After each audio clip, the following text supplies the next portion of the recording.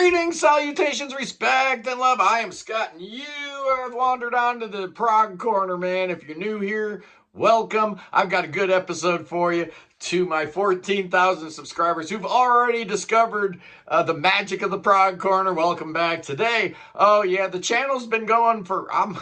This is year 4. We've been doing this for 3.5 years, and believe it or not, I have not tackled this particular subject. What is prog? I get asked this like repeatedly, and the corollary, like various bands, are they prog? Are they not prog? But it really boils down to what is the definition of prog? And this is a slippery thing right here, man.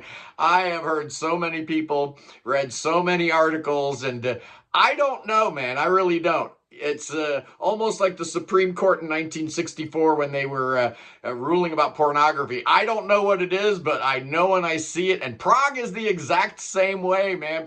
I don't know what it is, but I absolutely know it when I hear it. So I decided I would let AI decide this whole thing, man. You know what? Humans aren't intelligent enough to figure out this prickly little question. So I went to a ChatGPT. I actually went to Google's Gemini and X's Grok. I asked them one question. What is prog rock? And it's amazing how they all kind of gave me the same info. They're all getting stuff from the same data sources apparently, but they kind of gave me 15 different things, 15 different elements of the music that categorize or describe prog rock, whatever. And I'm going to go through those 15 because I think it's interesting.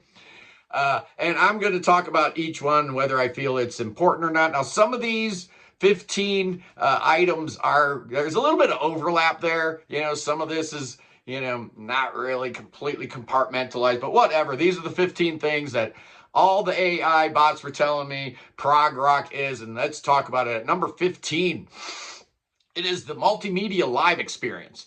If you look at a lot of these prog bands, they brought a little something extra on stage to try to augment the whole musical experience, the sound experience. So you had, cats like Peter Gabriel putting on fox heads and old man masks and red dresses from his wife's closet, or you had Yes with crab nebulas and laser light shows, or Nectar and Pink Floyd with really cool live shows. Hey, Nectar had 2 guys in the band that didn't even play because the live show was so important. So you had theatrics, you had the pyrotechnics, you had really cool set designs. And, that's just a very interesting thing about the live experience. And, did prog start all that big, extravagant live stuff? Not really, but they absolutely took it to the next level. And the music is such that, it takes you on a journey anyway, so you kind of want that multimedia experience. At number 14, it's the idea that the album is superior to the single, and this is a concept that I think kind of originated all the way back in 1967 with Sgt. Pepper's, where the album became the piece of art, right? It was the entirety of it, right? You had singles and whatnot still going on, but the album became the most important format, and it could be taken as a piece of art, as it were. Sgt. Pepper is clearly the first album that you think about as, a whole instead of just a collection of songs. And then you get this guy right here, 1969. You didn't need any singles up in the Court of the Crimson King. Absolutely not. It's prog rock, man. At number 13, AI says that literary lyrics are a common theme throughout a lot of prog rock. And this is definitely a good point. I agree with it. You had a lot of science fiction type of, symbolism and thematic stuff going on, Greek mythology. You think about Genesis and the spiritualism and the mysticism of John Anderson and stuff. So lyrics became a little bit more than just boy meets girl, boy falls in love with girl, even though there are prog rock love songs. A couple years ago I did a Valentine's Day episode about prog rock love songs, but they are the exception and not the rule. So lyrics, just like the music, had to be something different. They were trying new things and trying to make, what they were doing more artistic, more literary, and something that would be remembered 100 years from now. At number 12, this one I kind of disagree with. All the AI engines were spitting out concept albums as a feature of prog rock. And, there's been plenty of concept albums that have nothing to do with prog rock, but because of prog's, image that it's all pompous and arrogant and, pretentious and stuff, the concept album fits right in. And there are plenty of great concept albums. But, most of the great prog albums are not concept albums. You look at Yes and their illustrious career, one concept album. Genesis, one concept album. King Crimson, 0. Emerson, Lake and Palmer, 0. So it's really not as big a feature of prog rock as a lot of people make it out to be. But it just so happens that the concept albums that came out in prog are so seminal and so amazing. Tales from Topographic Oceans and The Lamb Lies Down on Broadway and The Wall and all that stuff. So it kind of, became emblematic of prog. But I kind of disagree with number 12. At number 11, oh yes, the fantasy artwork. And I think this one, I agree with this one. This is a big part of what made prog really special. And a lot of that was from the influence of psychedelic. A lot of those album covers are colorful and took you to a new place and kind of sent your mind on a journey. Well, that's exactly what prog rock does. So we actually were fortunate enough that we had some fantastic artists, and we still do, man. Guys like Ed Unitsky, still doing great stuff. But you look way back in the day, cats like Roger Dean and Paul Westhead just doing really, really amazing work. Hypnosis, putting out great, great album covers. So the artwork was absolutely critical because the whole thing, prog would take you someplace, right? Mentally, it'll take you someplace. So the artwork with the gatefold, and you just sit down with the headphones on, and you're looking at that artwork. Oh yeah, you know what I'm talking about. Absolutely. At number 10, it's expanded instrumentation. And if you think about this, I tend to agree with this one also because a lot of music, bass, drum, guitar, and vocals, right? There you go. And maybe you get a keyboard in there or something, but with prog rock, anything went, man. You could have the entire orchestra.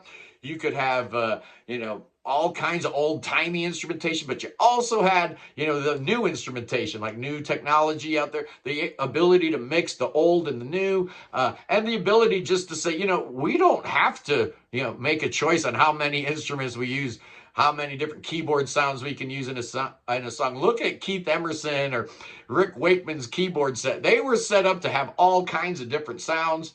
And in the bands, you had, bands like Jethro Tull with a flute, bands like Kansas with the violin. So you had all kinds of, saxophone and Van der Graaf generator.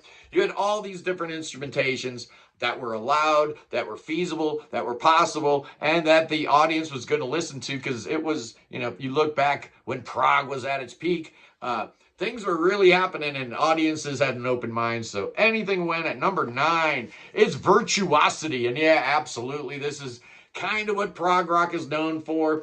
One of the biggest bands in the prog rock scene was Yes, absolutely, in the 70s. And they were kind of known as the band of virtuosos, right? But every single prog band's got virtuosos in it, man. You can't play this music. This ain't Johnny B. Good, right? This isn't Chuck Berry. This stuff is complicated in most cases. It takes really, really quality, solid musicians to play this stuff. Even Pink Floyd. I'm sorry, man. Roger Waters, a good bass player. Richard Wright, a great keyboard player.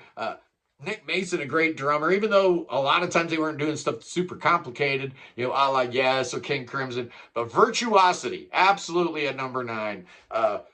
At number 8, for what constitutes prog rock, according to AI, it is weird time signatures. Oh, absolutely, man. Big part of prog is, the intellectual part of it, where you're actually, using certain neurons in your brain that you don't normally use when you're listening to music.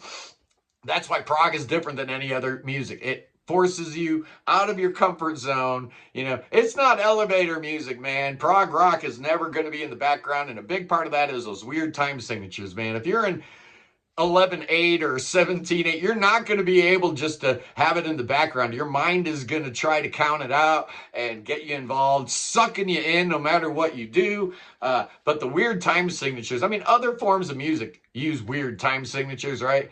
But it's like a rarity when you hear it. But in prog, it's a rarity when you're in 4/4. So yeah, weird time signatures at number 8. At number 7, one I absolutely agree with, and it is the non-traditional song structure. I think that might be one of the most emblematic parts of prog rock, is that we're not just doing verse, chorus, verse, verse, middle eight, verse, chorus. It doesn't work that way, man. We prog rockers expect and demand some weird kind of structure, right? And I don't care what it is, whether it's, you delay the chorus until the 8 minute mark, or, you're stretching things out, or you're just ignoring all concepts of traditional song structure. Absolutely. That is what prog rock is all about. That's a big part of it. At number 6, it's experimentation. And absolutely, because a lot of different genres kind of frown on experimentation, right? The only ones that are really cool with it, like modern classical music and jazz, were all right to experiment. But every other genre, they want to keep you in the box, man. They want to paint you into a corner. How dare you do something that's not, country or bluegrass or whatever genre you're listening to. In prog rock, we don't want that, man. We want everything. We want everything in the kitchen sink. We want guys with these big giant brains thinking about stuff we never thought of before. So it is a very intellectual pursuit. But experimentation, absolutely. You look at back in the late 60s and early 70s, the Beatles had just broken up. So there was a whole lot of slack in the rope, like Bill Bruford talked about at that point in time. And there still is. If you open your ears, there's so many great modern bands out there still pushing the envelope. But experimentation, that desire and that ability to go beyond, push the envelope, and to challenge, what people's conventional wisdom about what music could be or should be, is at number 5. It's the embrace of technology. Yep, absolutely. And again, you go back to the, nascent early days of prog rock, and you had all these keyboard types, new keyboards. You had Mellotrons and Moogs and all this new technology popping up, but also in the studio too. I mean, you look back in the 69, guys were still, going in the studio recording on 4 and 8 tracks. So, the ability to have 16 or 24 tracks made a big difference in the ability for bands to layer and overdub and experiment. But there's also the whole idea of the studio being a separate component, like another band member almost, right? In fact, like you look at Close to the Edge, Eddie Offord's on the back cover like he's the 6th member of the band or something. And, this probably started with the Beatles and George Martin, where the producer became a big part of what the band's sound was. But, and I also think that part of this importance and, being put on studio versus live is that, we're not talking about dance music here, right? I mean, nobody's dancing to prog. Charlie Bramett will tell you that. We don't dance to prog rock. So, the studio became more important than the live setting because, you're not going on stage and dancing to King Crimson. That's just not happening. At number 4, this is one I kind of agree with, disagree with. They all kept saying ties to classical music. And I would probably rebrand this if it were my list, but it's not. This is AI's list, as the ability to fuse different genres together. Obviously, the big names of early prog, it was classical music that they were bringing into the fold. But, how about Soft Machine and the whole Canterbury scene using jazz as an influence? You also have a whole bunch of different bands that all over the world that use folk. One thing I love about prog is, you listen to Los Jaivos from Chile, they're from South America. There's no question about it. You listen to Kansas, they're from America. You listen to Museo Rosenbach or PFM, they're from Italy, because prog is able to absorb a lot of these local flavors and folk melodies and instrumentation and stuff, and we're fine with that. There's no gatekeeper telling me I can't have a bouzouki in my song, right? Anything goes, from folk to blues to rock to classical to jazz. Throw it all together. Yeah, that's kind of what prog rock is to me. So, ties to classical, maybe more like a fusing of genres would probably be a better title for that. At number 3, it's complexity. And I think that's probably the one thing everybody thinks about. When you think about prog rock, you think about all those virtuosos playing all that really complicated music and all those weird time signatures. So the complexity of the music is absolutely a feature of prog, but it doesn't have to be, right? Pink Floyd isn't super duper complex. So not all of these need to apply.